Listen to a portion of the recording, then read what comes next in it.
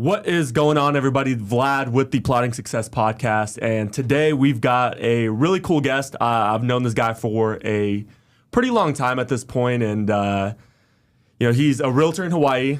He crushes it. He is a real estate investor. He's bought businesses, and this guy knows how to party. This guy is a fun time.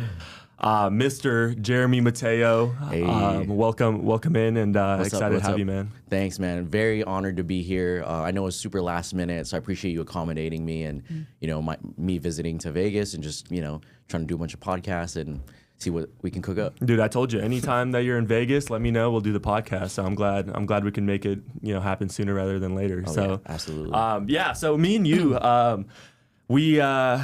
I was in a mastermind actually back in like early 2020, probably 2021. I don't know when we met, but I was in that mastermind, and then you ended up joining later on. Yep. But I didn't even know. The thing is with Jeremy, and one thing that we'll talk about, plotting success, strategic success. I think one thing that Jeremy's done super well, and we'll talk about it more, is social media. And when I met Jeremy, I had already been following Jeremy on social media, and we've been following each other for probably the better part of a year or so. Mm-hmm. And so when you meet somebody that you followed for a year and they're really like out in the open and social media and, they're kind of themselves, it's almost like them. So it's like you meet and you just take off right where social media left off. And you're like, I know Jeremy, even though we've never at that point met. Maybe we DM'd her a couple times or something like that. But yeah, that's how we ended up meeting. And I remember the first time I met Jeremy at this mastermind, I was like, oh yeah, this like lifelong friend Jeremy.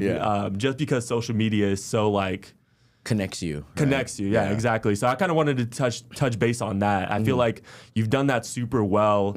I guess, when did you start to realize like social media is it for me? Because I know you started real estate like 19 years old, but that's not when you started social media. I mean, you probably were on social media like partying, like the rest of us, and Snapchat and all that. But when were you like, dang, social media is powerful? Honestly, like very young, and it had nothing to do with real estate. Honestly, like I would say the first time I saw social media being used as a tool, it was like probably 2013 when I was at UC Irvine. I was in a frat, and they told us like, hey, the number one thing we got to do is recruit new people. And so they told us to post on our Facebooks, post these flyers. And I was like, why are we doing this? It's like, it's for promotion and all that. And I didn't really understand it at the time. And I was like, okay, now I'm starting to get it. I transferred back to University of Hawaii. I become a DJ. And I'm like, okay, well, those guys told me to post flyers to promote these events. Let me post flyers to promote all the parties I DJ. And I was like, okay, now I'm starting to get this. It's like, okay, you post things, it attracts people. It's kind of like a tool. That's what I started to realize. And then I was like, okay, I'm going to use social media to promote myself as a DJ. And then I started posting like, videos of me performing at parties and like getting the crowd hype. And then I would send that to clubs. And then like, oh, I want this guy to perform at my club. And that's when I realized, okay, cool. The thing was, when I got into real estate, though, keep in mind, I'm going from DJ frat boy in college to real estate professional. So I'm like kind of terrified to like show my real, social media stuff because of all the crazy things I'm doing. But then I'm still, promoting myself as a realtor. And I noticed that like I would get clients who were like my friends from college. They would like hit me up about real estate. And I'm a new realtor, so I'm like, okay, yeah, cool. And when they tell you when you're a new realtor, it's like, oh, you got to do open house, all these traditional things. And I would do open house and I wouldn't get anything, But then again, I was like a 22-year-old realtor, young. I don't know who was, I'm tatted up. Like, I don't know who's going to trust me, Right. So yeah, around maybe like 2018, 2019, I started posting a lot of real estate content. And then that's when I started like taking off. And I was like, okay, screw open house. I'm not going to do any cold calling right now. I'm just going to focus on social media.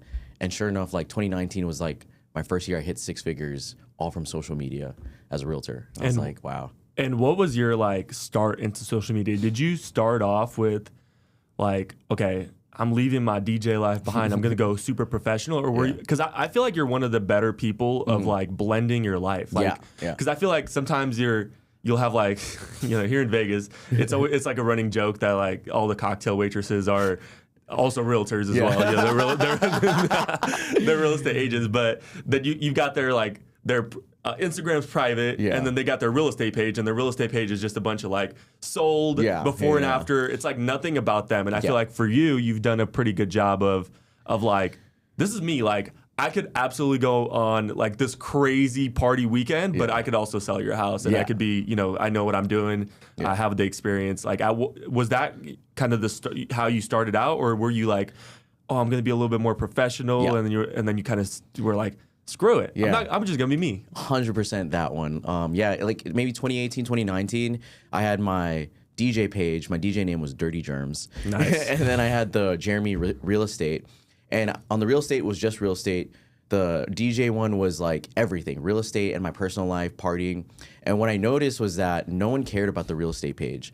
All my clients, all my leads came from my normal page. And I started to notice that. I was like, you know what? I'm just going to get rid of this page, put everything on my DJ page. Eventually, I chose real estate over DJing, and I stopped DJing.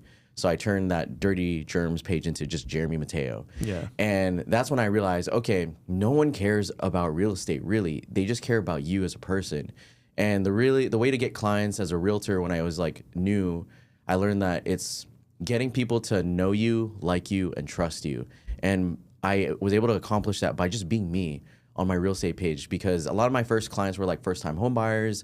They were like my age, and we had the same problems, and we could relate to each other. Like, we could have like, showings like on a Saturday morning, and we're both hungover.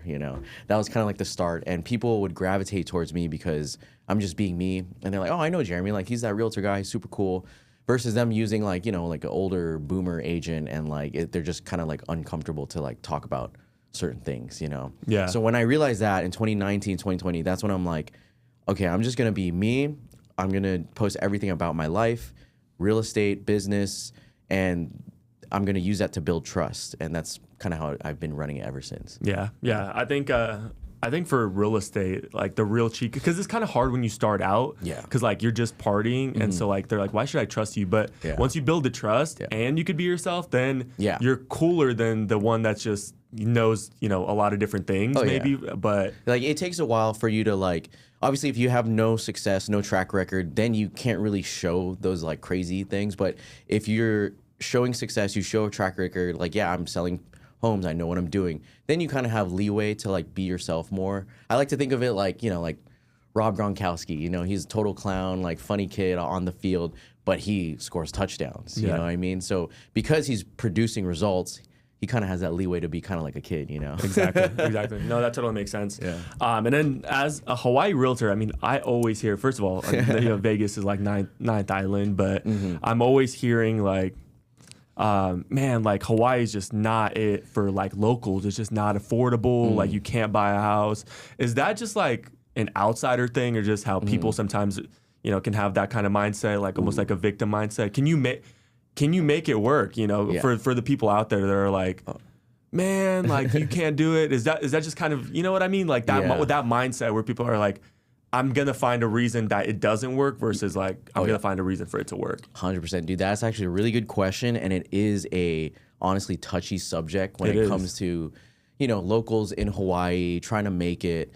But I'm going to be straight up, like people who have that mindset, it's like a victim mindset, in my opinion. Like, people's like, oh yeah, locals can't buy here, they can't be successful here, cost of living is so expensive, real estate is expensive. And I just chose to like acknowledge that and like, yeah, it is expensive. So then, I'm gonna make it happen. It doesn't matter how bad things are as far as affordability, like it takes what it takes, and I'm gonna do whatever it takes, I understand though, like it is expensive, it's an island, supply and demand, the real estate is just always going up. But at the end of the day, it's just like anyone can do it, in my opinion. Like I know a lot of people in the realtor world in Hawaii, they all come from private school, and like, when you're meeting new people in Hawaii, the number one question you first ask people is like, oh, what high school did you go to? So you kind of gauge and prejudge someone already. I went to Campbell High School in Ewa Beach, Hawaii. It's a public school. When I went, it wasn't really a good public school. And I remember when I went into the realtor world, I met someone, I was like, oh, what high school did you go to? And they're like, oh, Punahou. That's the one where Barack Obama went to. And then they're like, oh, what about you? What high school did you go to? And I'm like, oh, Campbell. And they're like, oh. And I was just like, okay, great. I'm being judged.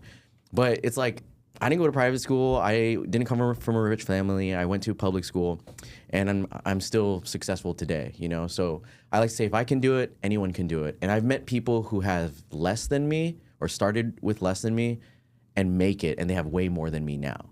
you know? So I just think it's like, it's a self-limiting belief, you know? Whatever you choose to believe, it's true. If you feel like you can't make it in Hawaii because of whatever reason, then it's true.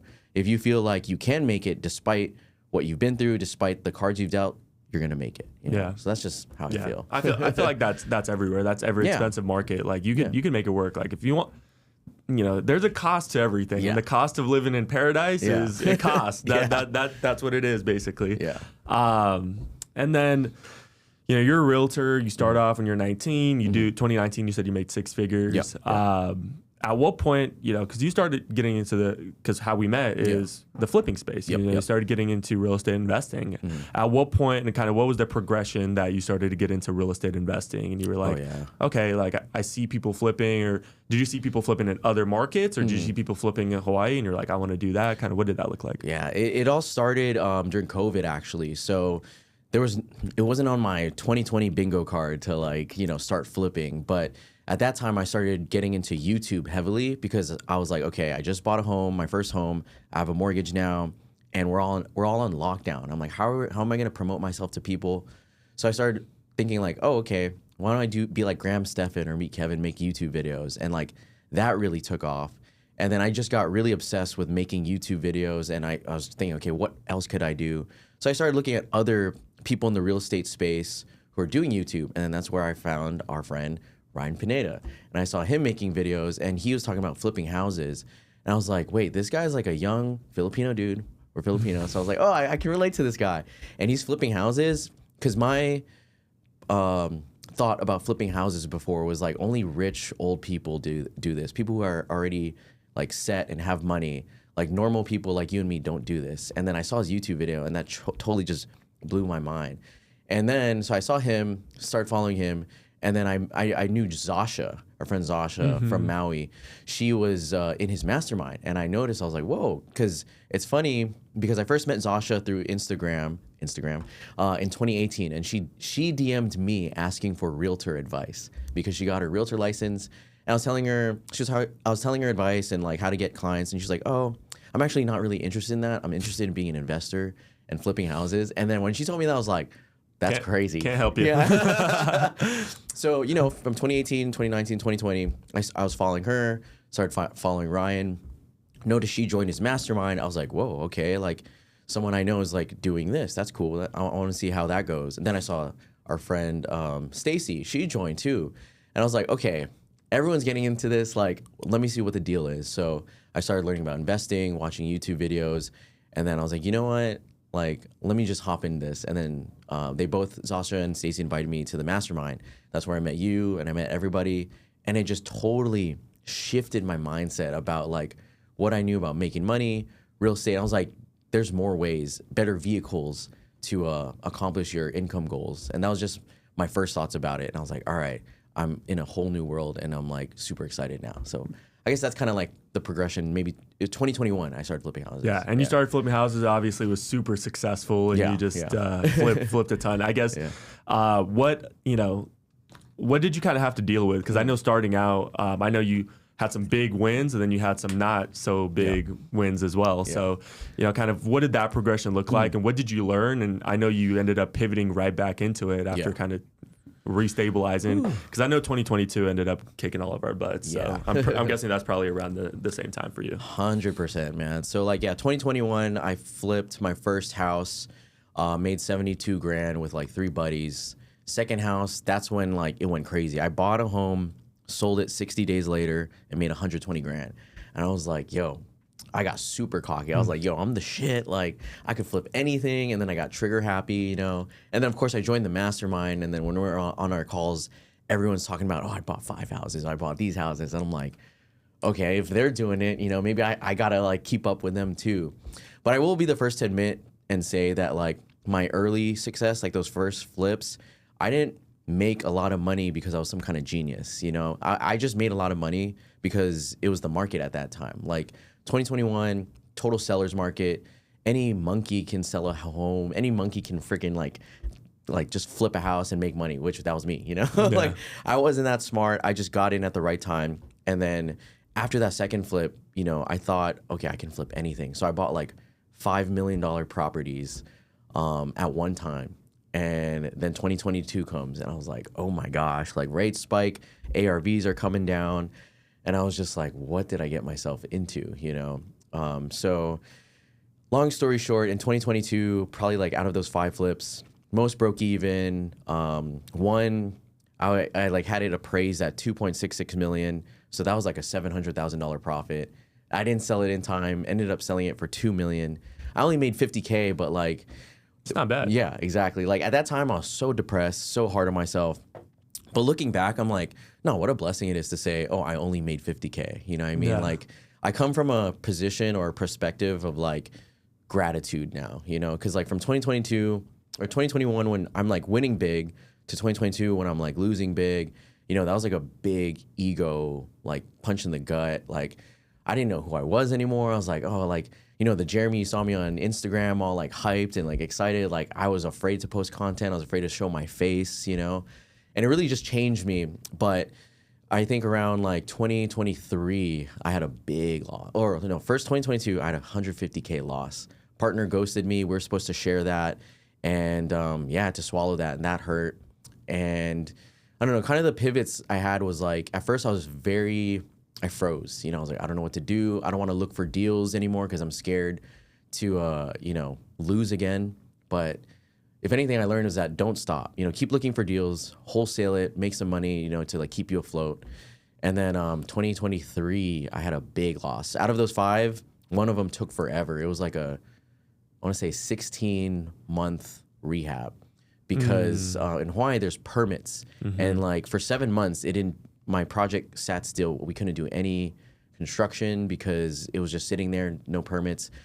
It's such a flaw in the Hawaii system when it comes to like building and all that. But I try to be, you know, my ego was high. I was like, no, I can do this project. I can do it. But I didn't know what I was doing, you know. Long story short, that sold and I was negative 360,000. And I still owe that money to my private lenders who are my friends. That was a hard conversation, but, you know, because they know me, they like me, they trust me, I operate on integrity. And, you know, I'm really big on branding myself as someone who, you know, stays true to their word. So I said, guys, this is what happened. This is what went wrong. I'm in the hole this much. I will pay you back plus the interest I owe you. It's just going to take me time. So that's when I quit flipping. I was like, flipping's dumb. I can't do this. So I'm just going to stick to being a realtor. And 2024 was super, super slow. I was like, I need to get back into flipping. And then from there, it was just all mindset. Like I told myself, okay, we need to be courageous. We need to have intentions with like, you know, with what I'm doing, with intentional action. And it's not flipping that's stupid. It was just me that was stupid. I just need to run my comps better, run my numbers, be more conservative, be more strict with my buy box.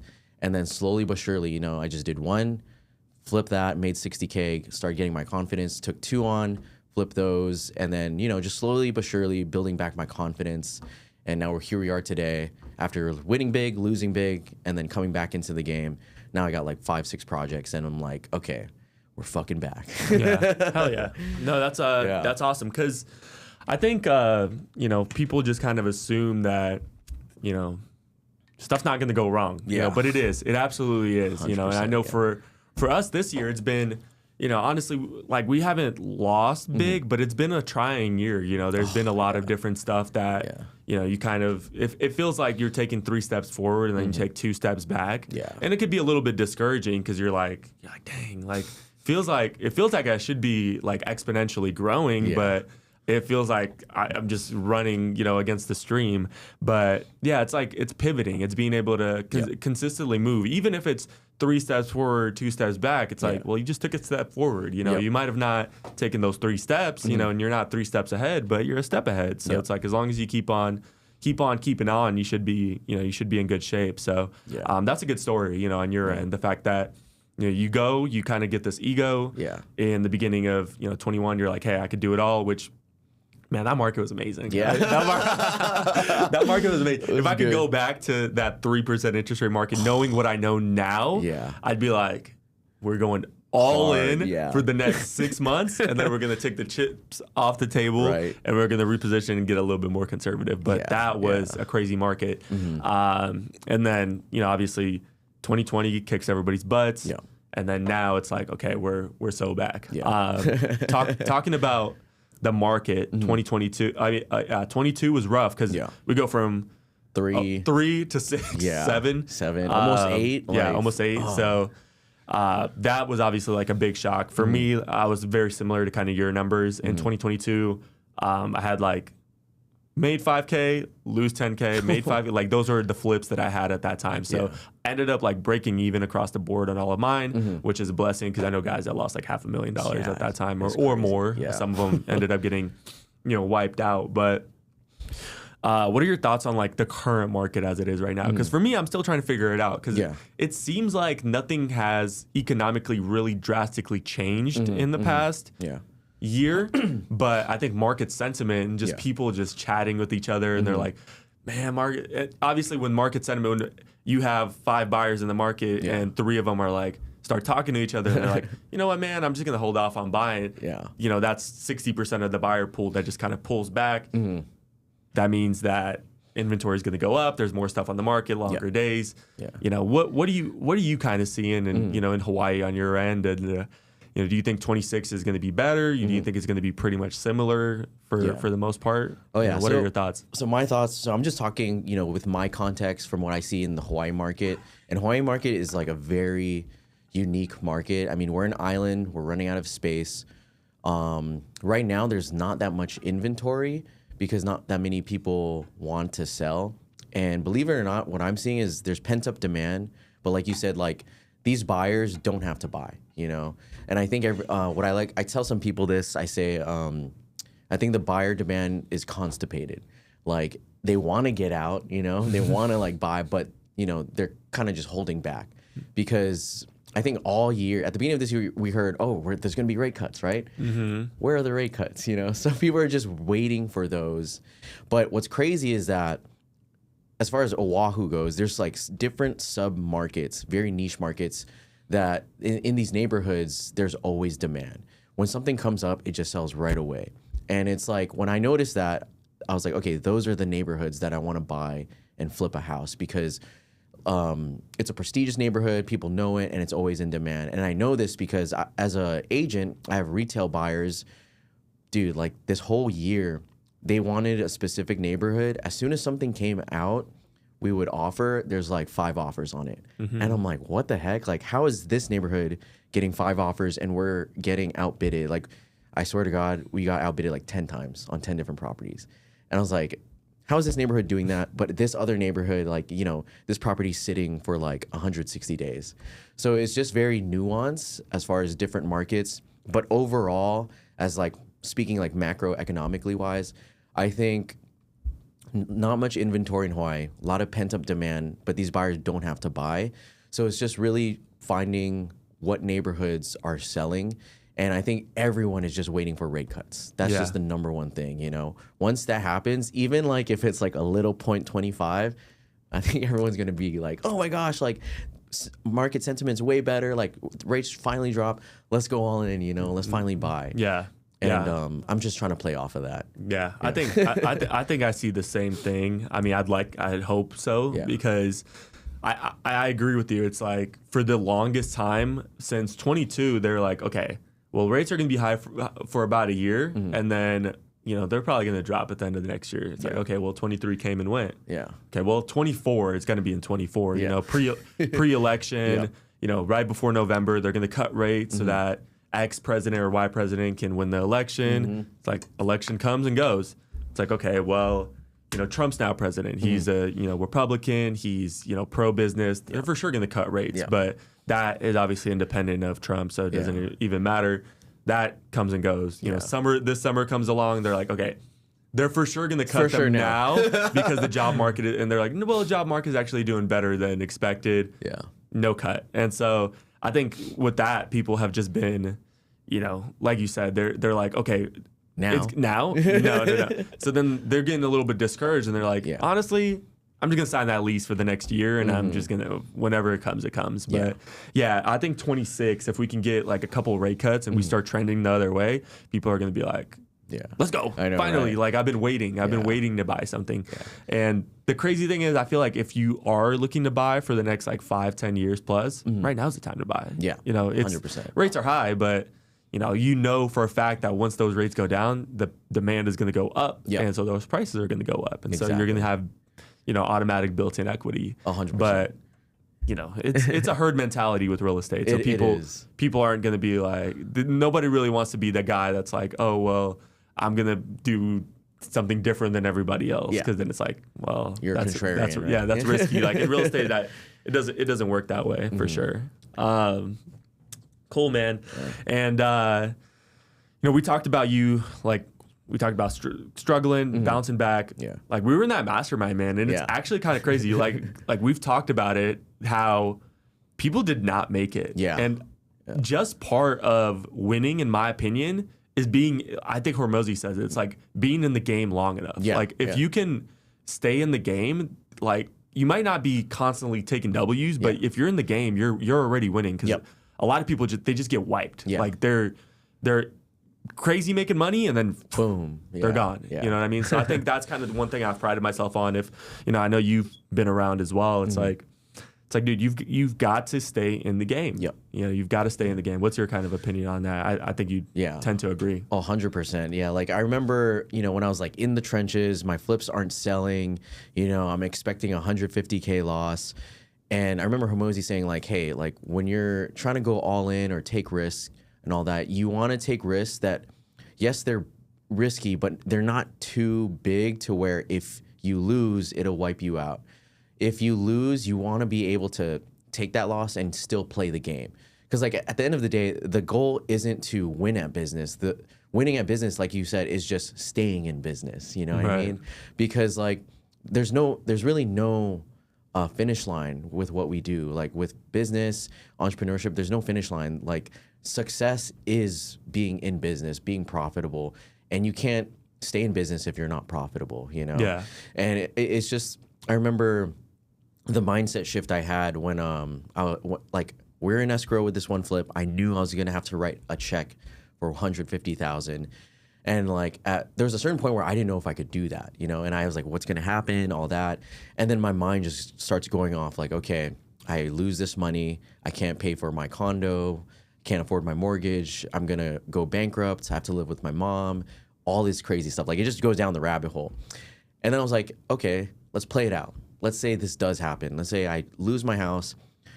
What is that gonna look like? I live with my mom. My parents, they're probably not ashamed of me. My friends aren't ashamed of me. My girlfriend, they're not gonna call me a loser. They're just gonna be like, it sucks, but that's what it is. And I'm like, okay, what if I don't want to live with my mom, but I'm bankrupt? My credit's gone. What happens then? And I played it out. I was like, well, I could do sub 2. I could do creative financing. And then it's like, okay, I don't want to flip anymore. I'm scared of the risk. What do I do? Okay, I just keep looking for deals, wholesale it. And I'm like, okay, like it's not going to be so bad if I'm bankrupt, And I was like, wait a minute. Why do I have to wait till I get bankrupt to do all of these things? Why don't I just do it now so I don't go bankrupt? And then that flipped the switch. And I was like, all right, let's just go hard, and just, put in work. Because I remember I was on vacation in Italy when I got the news that, we had to make an interest payment. My partner was like, hey, dude, I can't come in with my half. I'm sorry. I'm like, okay, but when we sell this, you're going to have to come in with your half, right? Of like $75,000. And then he just didn't reply. And then he just ghosted me after that. And I was like, oh my God, here we go. And then, I was got back from vacation, had like a week of just being depressed and like, what am I going to do? And then when I had that mindset shift, I was like, all right, let's just get to work. That's it. Just get to work during the good. Let's get to work during the bad, and just keep going. Like that's what it is. It's just keep going. Like there's no secret sauce. Of course, you want to pivot, analyze what you're doing, and see what's working, what's not working, and then just become more efficient from that. Yeah. But at the end of the day, it's just keep going and don't stop. Yeah, 100%, 100%. I think, like I said, you're gonna take 3 steps forward, 2 steps back. But then as long as you keep on moving, it's kind of like investing your money, in the stock market over like the course of 30 years. It's like you're gonna have winning years, you're gonna have losing years. But when you go back and you look at the time horizon, you're like, dang, like I kept going, I kept my money invested, I kept it moving, and now I invested whatever, and now I have millions of dollars. It's kind of the same thing with business. It's it's like, hey, I kept going. Now, we had a couple years we struggled, but now look at where we are now compared to where we were 5-10 years ago. And so, you got to keep on essentially, doing it and going that way. Yeah. You've been on TV. You've been on TV. I remember one time I don't think I saw you post it, but I literally saw it on like YouTube, and I was like, oh. I know, that meme of DiCaprio where he's like sitting and watching TV. I was like, oh, I know that guy. But you were on like CNBC. I think it's at CNBC like Make It or something like that, where they talk about, just different people living and finance and stuff like that. How did that come to be? Did somebody approach you? Did you reach out? Did you audition? How do you even go on TV and do something like that? Super random. This was like 2021, and I'm like all in on YouTube, just making all kinds of videos. And I just get a random email from a CNBC like producer. They're like, hey, we'd like to feature you on CNBC Unlocked and talk about your home purchase and all that. We like that you're in Hawaii and it's like a unique market. Because I guess they're trying to get like everyone in the country. And I was like so stoked. I was like, oh, finally. Because I knew Graham Stephan always reacted to those videos. And I was like, ooh, maybe I could get featured on Graham's YouTube video. And then, so they set up the date and time to shoot with me. They asked for my finances and all of that. And I told them about how I did the crazy renovation. And what's crazy is that I had to spend around $100,000 on my renovation for a condo. And that's because I got my first taste of getting screwed from a contractor. So I had to overspend. So when they interviewed me, they asked how much I spent. And I said 100,000, and then they asked how much income you make and all that. And then at that time, I could only tell them my last year's income because I didn't have any I didn't file my taxes for that current year, so they can't state I made more than 100,000 because I don't have proof for it. So in the video, it's like saying, oh, I made 100,000 this year for the first time, and my renovation's 100,000. So automatically, people just all the comments this kid's a fucking dumbass. And it was funny because I was expecting everyone to be like, wow, look at this young kid, so motivational, he's working hard and he's chasing his dream, buying his dream condo. No, it was totally the opposite. This kid's a dumbass. He's spending way too much. I wouldn't be surprised if he got foreclosed on his condo. I was like, damn. You got your first taste of hate on social media. National hate. I was like, dang, okay, never mind. You said you guys could delete it. You guys could take the video now. No, I thought it was great. I thought it was great. It was different, and it was it was cool. Being on TV is cool, and I feel like TV is a different kind of. Did you end up getting a lot of followers from that, or not really. Yeah. I was wondering how it translates. Yeah, because I made sure to comment it right when they posted it and just say, oh yeah, thanks for the experience, all that. I appreciate everyone watching, just so they could find my channel. Yeah, after. but they're not. I don't remember in the video they don't shout you out or anything. They're follow them. Okay. So I was like, okay, great. I got a few, people reach out, oh hey, found you from there. Don't listen to the haters, which I appreciated. But yeah, it was 1-2 positive comments versus 200. I was like, dang, okay. Yeah, no, that's funny. That's funny. Yeah, national hate is different. When you get in the spotlights, it's different. My buddy plays for the Raiders, and he's been one of my friends for a long time. So it's funny. It's funny just getting the inside perspective, but they had a game and I think he had a holding penalty and he's like, bro, look, and he showed me his DMs and his DMs are like, hey bro, you should quit football. Bro, what the hell are you doing? You're a freaking idiot. So many random people, and it's just so funny. I'm like, that's that national hate right there. If you do something in the spotlight, you're gonna get it. Yeah, more pressure, right? For sure, absolutely. And you talked about YouTube a lot. So YouTube was kind of where you got a lot of, you said it took off. Yeah. Do you still do YouTube now? What's kind of your content structure? No, as far as YouTube goes, for that, I started off with just home tour videos, and I figured, everyone's home on lockdown. Let's just bring Hawaii properties to them. So I started doing, home tour videos, and then that blew up. And what I noticed was that when I try to make educational videos, as a realtor, how to buy a home, how to sell your home, that really didn't get many views or attention. So I was like, okay, it's all about the home tour videos, which I honestly hated because it was just my phone, and I'm just filming, and there's not really much like substance to it. You know, like I like talking about deals, talking about real estate. But I guess, you know, your average viewer on YouTube doesn't care about that. So I was like, okay, whatever. So I just had to pivot and like observe like what's getting views and all that. And as far as Instagram, there's not really a method. It's more so like a concept. Like I'm making videos on YouTube or on Instagram to make it my kind of like my social portfolio or my social resume. You know, I need to build social proof, show people what I'm doing, that I'm successful at it, be transparent about my wins and losses. Ooh, that's a good topic too. I'm gonna talk about. And just, you know, build the trust. It's always building trust because us as flippers, we need to find deals, and we can only lock down deals if the seller agrees. And most of the time, if they agree, it's because they know us, they like us, and they trust us. You know, same concept. And what I like about being a realtor and investor is that I can just tell them like, hey, you know, I can give them options. Like, hey, I can list it for you. I can give you a higher market value dollar for you, but it's not going to close anytime soon. Or I could buy it. I won't give you top dollar, but I can give you this, and I'll guarantee close in like 20, 30 days, you know? And I think providing options shows them like, okay, like this guy's not just trying to take advantage of me, you know? And then at the end of the day, I could just say, just Google me, you know? And they see all this stuff. It's like, wow, you know, like, okay, I get it. You're not someone that's trying to screw me over, you know? And then also by posting more, I can like build my credibility with private lenders, you know? And that's like huge. Like we need that to do deals. We need investors and private lenders to invest and all that. And like literally I've raised like year to date, probably, or like in my lifetime, I've probably raised over $2.5 million of private lending money through Instagram. And it's just because people trust me, they know me, they see that I have a following. And it's like, okay, this guy's trustworthy.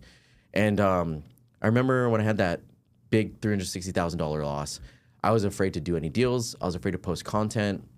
I thought like I shouldn't be posting content because I'm like, I had imposter syndrome basically. It's like I took this big L. How am I supposed to take this big L? Like I'm not supposed to do that. So I stopped YouTube, stopped posting as much content. And then like it wasn't until like this year when I got like when I started flipping again last year, I was very hesitant to raise money. I was kind of ashamed because I was like, oh, dude, like people are going to be like thinking, oh, you're just going to lose my money. But it wasn't until this year I got comfortable with just going all out again, raising money. And I literally went to a networking event. I met a nice couple, told them my story about my wins and my losses. And I told them like, yeah, I have a plan to pay back my private lenders. And they're like, wow, you're like really honest. And I'm like, yeah. It's like, well, you know what? Next time you have a project, let me know. I'm down to invest. I'm like, really? He's like, yeah, like you just told me like your biggest losses and you're transparent. I trust you. And I just met them that day. And literally I found a deal the next week and they lended $100,000 to me. And I was like, wow, I should be more like way more open about my losses now. Cause people are like, if you're honest about your losses, then I can trust you, you know? So that was like my big like eye-opening moment. I was like, wow, all through Instagram, you know? So now they follow me on Instagram. They see what I'm talking about. They see, you know, the deals. Literally when I was boarding the plane for this Vegas trip, I was supposed to close on my flip this next Wednesday. Buyers canceled. And I was like heartbroken. I was like, oh, come on. Like really? Like I was supposed to make sellers like, canceled or buyers? Buyers canceled. So I was selling my flip. Oh. And I was like, are you kidding me? Like, and I just signed already. I made a freaking content like, oh yeah, this is a great win, blah, blah, blah. Yeah. And like, I'm going to keep their deposits, of course. Like they just basically canceled because they found another unit that they liked better for cheaper. And I was like, are you kidding me? So I was like, you know what? I'm going to post about this. I post on my story like, hey, this is heartbreaking, but it's out of our control. We can't do anything else. All we can do is put it back on the market and find a new buyer, you know? It's all part of the game, and this is what we do. And I think posting about that brings transparency to my brand, brings trust. It's like, oh, wow, you know, Jeremy posts about everything, his wins, his losses, the good and the bad. Yeah. No, I think that's valuable. I think I try to do pretty similar. And a lot of the times, you know, it feels good when you post about it and then people like reach out and they're like, dude, like nobody really like shows that side of it. Like I'm dealing with that too. Like that helped open my mind on, you know, this, like I thought I was the only one. Like I'm kind of not on social media, but you know, you are, and you posted that and it helped me out. So then I'm like, yeah, absolutely. Cause you know, most of this business is like, it's lonely. Just it's lonely. It is. It's lonely. And there's a lot of issues like that will come up. And the likelihood is other people are dealing with the same issues. So you could take either something from them to help yourself, or you could help them with something that you're dealing with. And if you're transparent, I think that makes all the difference. I know for us this year, it's been like ton of cancellations. Like you said, buyers canceling last minute, and it's just super frustrating because we had one where it was like they're putting every last dollar, and it was like a home on the east side. It was like a Hispanic family. Like they were really good, ready to go, and then I think it was like the day before closing, they were like, "We are canceling," and they're like, "I was like, why? Like, what do you want? At this point, I just want to sell let's it. Just close, let's just close. You want a credit? Like, I would never do this. Like in a normal market, I'd be like, yeah, I'll take your deposit, and I'm gonna go put it back in the market.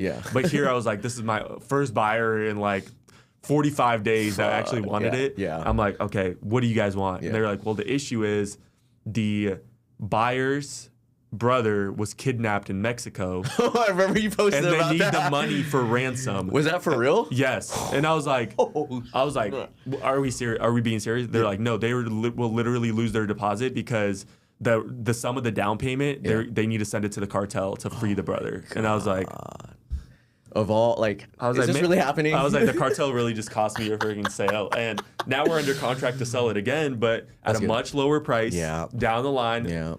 2.5 more months of closing costs, and that just comes with real estate. You know, that's another thing. It's like never in real estate, you never made the money until it hits your bank account. Never, because I've counted it so many times where I'm like, okay, we've got these closing, and like I can pay this off. We're good. Like, we'll reposition, and then it's like boom, boom, boom, boom. It's like you thought really thought you're wrong. You're wrong. And you could do everything correct to the T. Like that transaction I was telling you about that just canceled. Like, you know, we had an ARV at like 770, and you know the comps were solid. All the comps sold within a week on the market. I was like, okay, cool. Did everything. It looks way better than those. And for some reason, it took 45 days. Like, once it hits a 45-day mark, I'm like, okay, like anybody, you know? Where you guys at? And then I was like, I don't get it. Like, I did everything right. It looks way better than the comps. Why is this taking 45 days and this took less than a week? So like you said, it just goes to show you, like, there's no guarantee. Like you could do everything right and then it doesn't go right. Yeah. You know? What really trips me out with flipping is those properties that you're like, oh, I'm not too sure about this one, how it's gonna do, and you put it on the market and it's like boom, boom, 2 offers in a Banger, row. right? And then you're like, okay. Yeah. And then the one that you're like, dude, this is a surefire hitter. Yeah. Put it on the market and it's like crickets. like one buyer walks in, they're like, rooms are too small. Feedback, like, oh, okay, cool, whatever. And then it's like no other buyers. You're like, dude, I do not have it figured out. Right? Like, no one does. Yeah, you know? you don't. With flipping, that's kind of the biggest thing. It's like calculated gambling. Yes, basically. yes. Calculated gambling. I like to take an asymmetric risk, which is my downside is lower than my upside potentially. But you know, things are different. Yeah, you don't know. Talking about transparency, I think. One of the issues that we had this year is we had a contractor that like stole a bunch of money from us. For you talked about like a partner that didn't perform and was just like, I'm not paying my share of it. Did you ever end up recovering that, or kind of what? Yeah. So is that a whole, legal thing? If you could talk about it, or kind of how 100%. Did you approach it? Because it's like, for a lot of people that would take them out and that would destroy their confidence. It's like, dude, how can I trust anybody if the person that was supposed to be 50-50 with just like nearly bankrupted me just simply because they are a weenie. Yeah. So the beautiful thing about when I look back at all like the losses, like I took really like important concrete lessons from each of those Very L's. much. That first L where my partner bailed. First thing I learned, get everything in writing. It was a handshake deal, so that was my dumb ass that made that mistake. So now, whenever I do partnerships, I have a solid JV agreement that says clearly that we will split the profit and the losses 50-50 or 33, whatever. There's more partners, And from there, I was like, okay, number one thing, get everything in writing. Number two thing is when you partner, you want to make sure you actually know this person. You know what I mean? You want to screen them, ask other people like, oh, what do you think of this guy? Would he screw me over? All that. And then when it comes to partners too, now I'm very particular with who I partner with because my number one rule now is don't do things alone.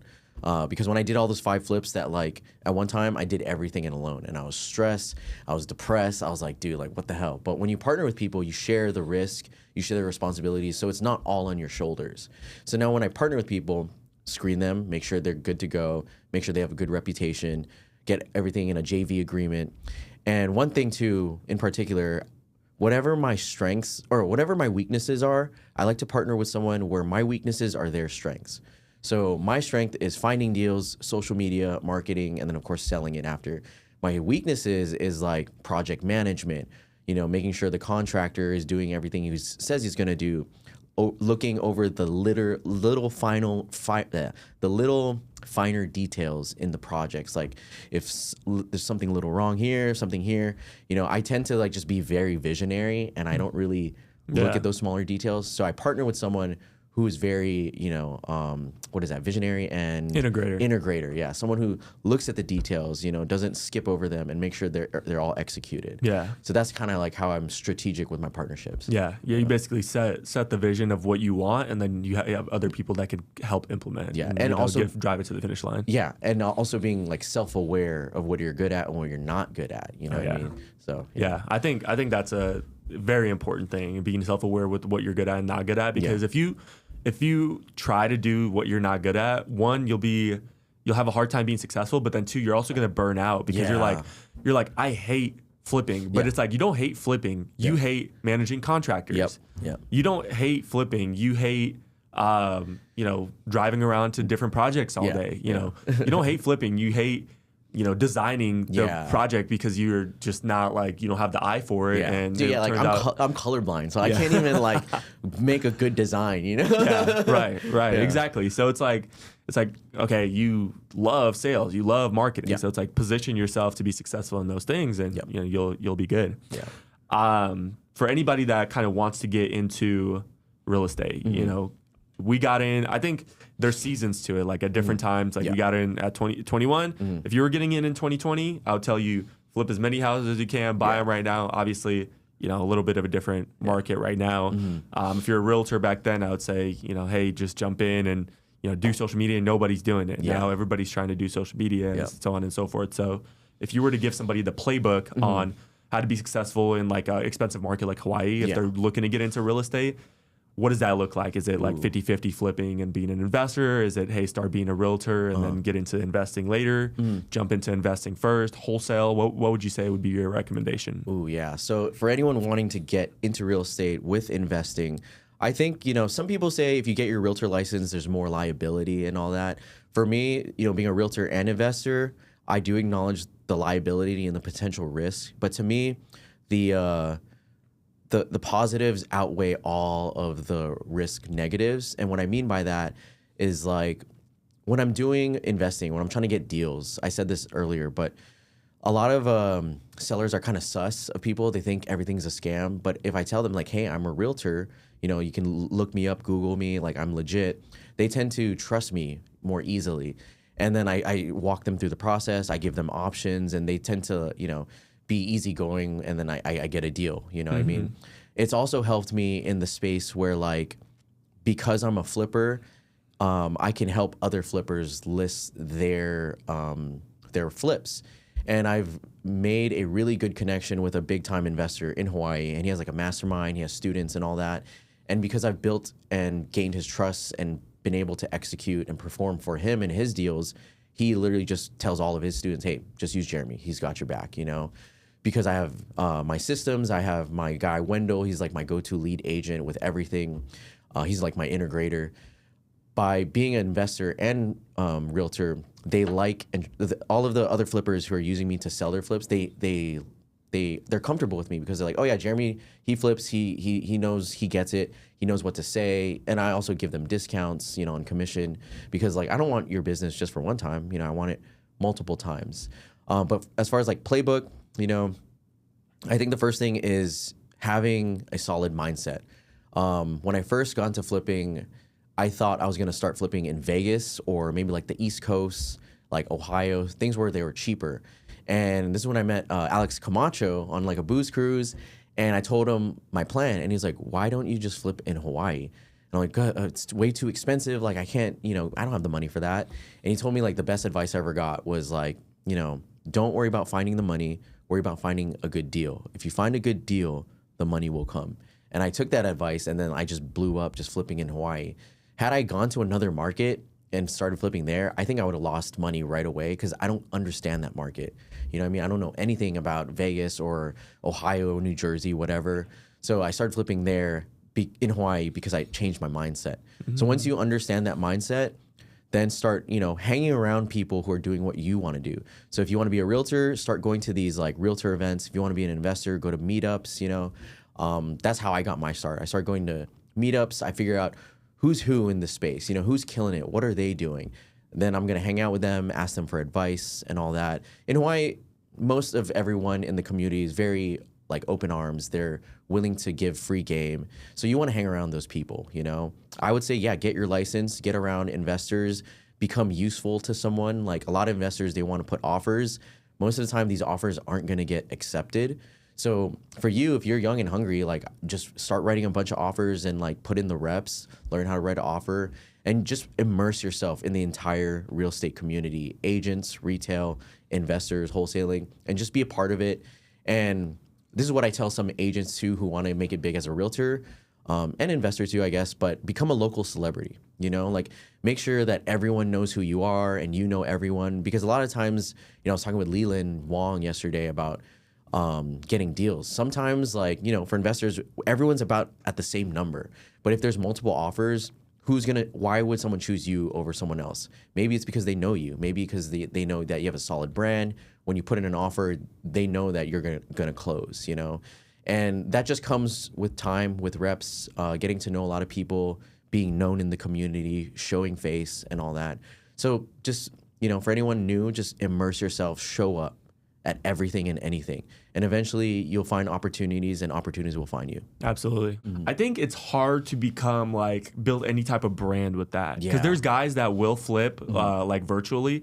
And like you could be like, but that's more of like on the brand of coaching, if that makes sense, where it's like, hey, I could teach you, I've got a mastermind on how to flip virtually, but nobody in Ohio is going to know you. Like, hey man, this guy Jeremy in Hawaii that flips here. Like, they'll probably think you're a scam. Like this guy's like out of state. But if you, but once again, that works for some people. But if your approach is, hey, I'm going to be the local guy. Like when you think real estate in Hawaii, you think Jeremy. 100%. When you think real estate in Vegas, you're going to think Vlad. Like if that's the mindset and that's kind of the approach you take, you have to go in your backyard. You have to go local. And I think a lot of the times with agents, if you can get in with investors, that's going to be one, you're going to learn how to invest yourself, which is extremely valuable because if you're just collecting a commission, you're like leaving so much money on the table, especially if, there's like a really good deal, you're like, you have first access to it a lot of the times, so it's like you're out there in the field. And then two, like you said, if you can get it with investors, not a lot of agents know, how investors think, they don't understand like holding costs and like having to sell it quickly and, being strategic with ARV and, some agents don't even know what ARV means. Like ARV, what's that? Like after repair value, like after you actually put money into it. So if you can start learning as an agent, the investor side, I think you could probably implement it not only for yourself, but once again, like you said, for other investors where, I know for me, we work with a lot of agents, and I'm always very impressed when they're like, here, man, here is the deal. Here is what I think the rehab is going to be. Sometimes they're off, but whatever. They're like, and then I think the ARV is going to be here. And I'm like, dude, like, maybe we're a little bit off, but like, you're on top of it, you know, versus then you get agents that are like, I think this is a great flip. Why? Like, it's in a great, it's in a great area. It's worth 370. We want 350. And I'm like, buy it. No, that's just not going to work. So they have no clue, but they're obviously trying to get, and it starts somewhere. But for me, when I learned, I had my license at first, I got rid of it, but that's the first thing I was learning. It's like, how do I comp a property? What does a deal look like? And once you learn that side of it, it's like, once you learn what a deal look like, you're already like way more ahead than like 90% of people, because a lot of people don't even know how to smell a deal if it was right next to them. Yeah, exactly. And I think too, like what I've noticed is that because I'm an investor and realtor, you know, among the realtor community, there's like, you know, I've noticed there's a lot more respect, or, you know, if there's like other agents, like sometimes I've been told like, oh, it's intimidating to like negotiate against you because you understand deal structure and you know how to negotiate. So like being a realtor, when I turned into an investor, it made me a way better negotiator. You know? And I learned how to negotiate on behalf of my clients because I'm already negotiating for myself for like the deeper deal. I remember before I was a investor, you know, when I had people wanting to put like lowball offers, I was such a pussy, dude. I was like, you know, I don't know, like we shouldn't upset the seller, you know. But then when I became an investor and I put on my investor hat, you know, now I'm just like, my mentality is like, fuck it, like.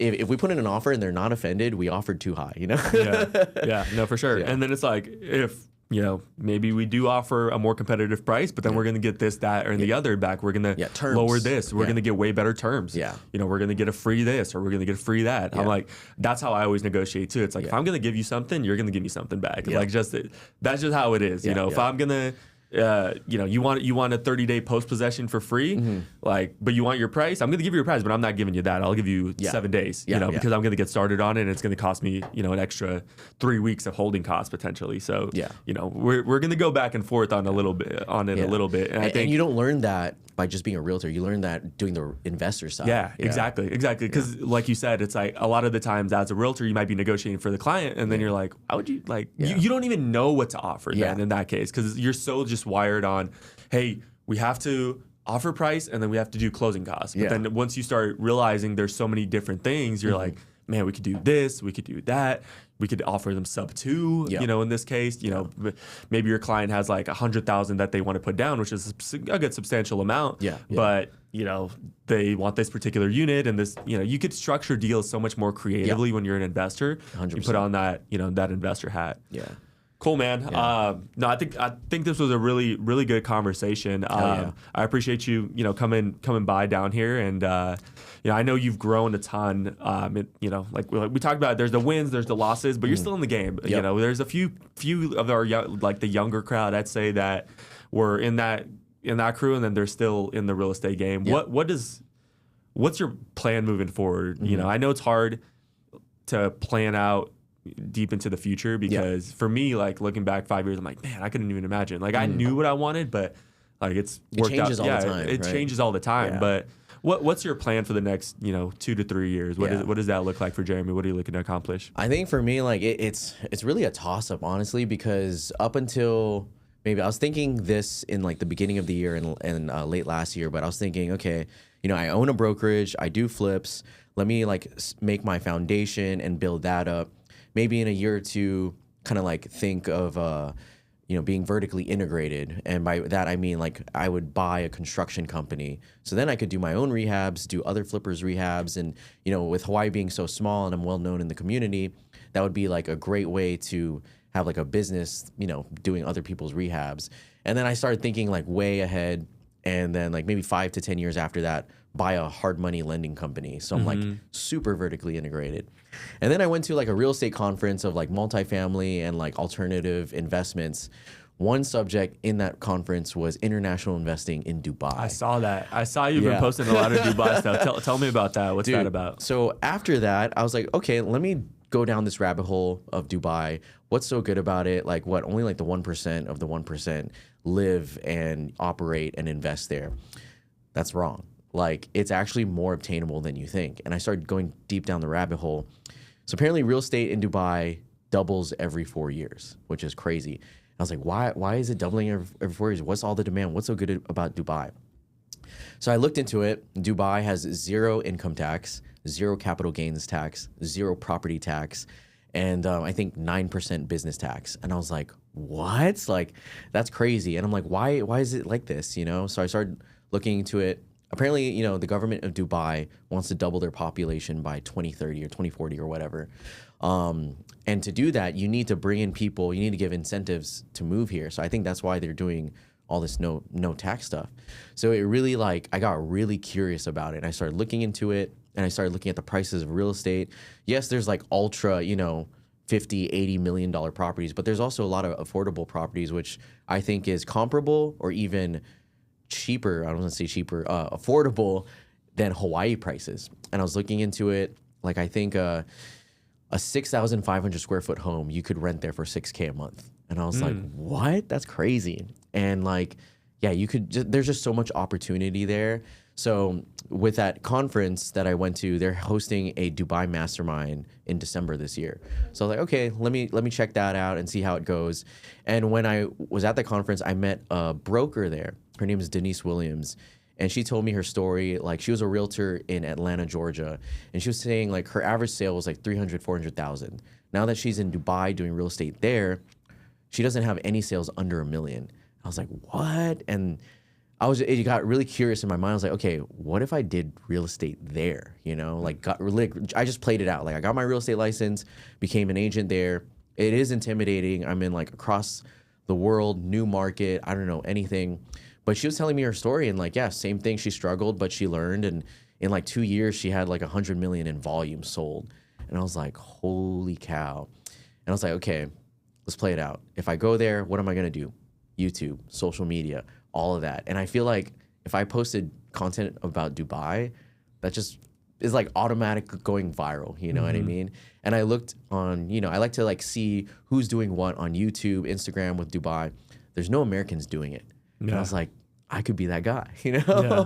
Just playing it out. So it's not set in stone, but it's definitely on my mind as far as like possibilities of what I do in the future. Yeah. So, no, that's awesome. Yeah, I've seen you posting about it, and I was like, Dubai, Jeremy. There we go. Dubai, Jeremy. No, I think that'll be cool. I always see that anytime I see anything on Dubai on like social media, it always does well because people are just so baffled by you know by what they have there. Like they'll have like the palm, you know, the who is it? I think it's like Ghazi. Oh yeah. You know what I'm talking about? Yeah.